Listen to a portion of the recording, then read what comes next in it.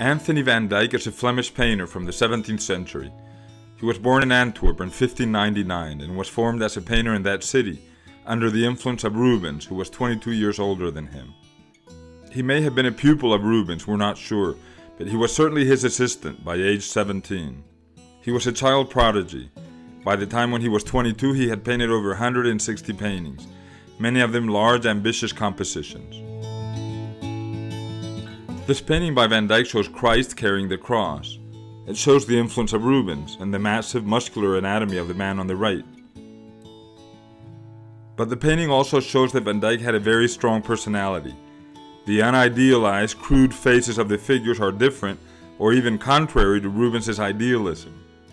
Van Dyck paints the event as a moment of alarm caused by the fall of Jesus, with arms flung in all directions to convey the drama of the moment. The emotional heart of the painting is the helpless gaze that Christ directs at his mother. It really pierces our hearts.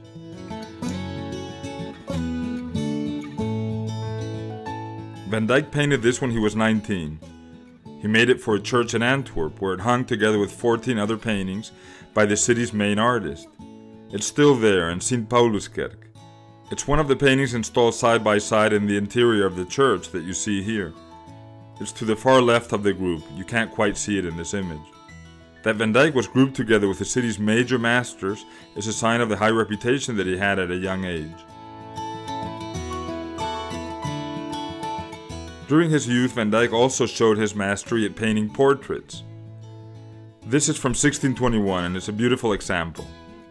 A biographer of Van Dyck accuses Rubens of having steered his young assistant towards portraiture, which at the time was considered a less important type of painting than religious or historical scenes. This is probably not true.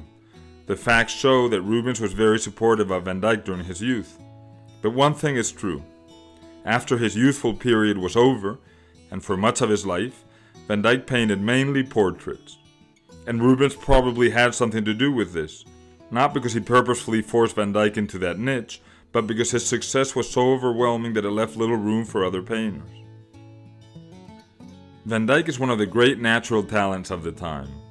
Look here at the stylized pose of mother and child, and at the splendid dress and drapery. This grand appearance was very much liked at the time. These are a woman and a child from the burgher class of Antwerp, but their pose, the grand column base, and the theatrical curtain make them seem aristocratic or regal. Quite soon, actually, Van Dyck would become a favorite portrait painter of kings and other people with great status and power in Europe. Van Dyck was in Italy from 1621 to 1627, when he was in his 20s. He made all sorts of pictures there and studied local art, being especially drawn towards the paintings of Titian. As a portrait painter, he's Titian's main heir. This is a portrait of a Flemish merchant who lived in Venice. Here we see him in front of a table, posing with objects that make him look like a learned gentleman who enjoys the arts. Look at the drawing and classical sculpture of a head on the table, and who also enjoys the sciences. There's also a celestial globe on the table. If we compare this with Titian, or with other Renaissance artists, we have a sense that the same kind of ideas, elegance, refinement, detachment, are presented here a bit more forcefully, more theatrically.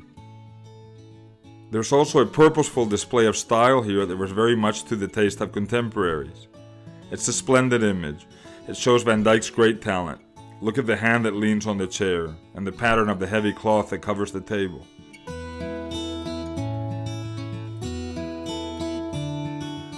For nearly all the last decade of his life, from 1632 to 1641, Van Dyck lived in England, where he was the main painter at the court of King Charles I. There he devoted his career almost exclusively to painting portraits. This double portrait is from that time, from around 1635.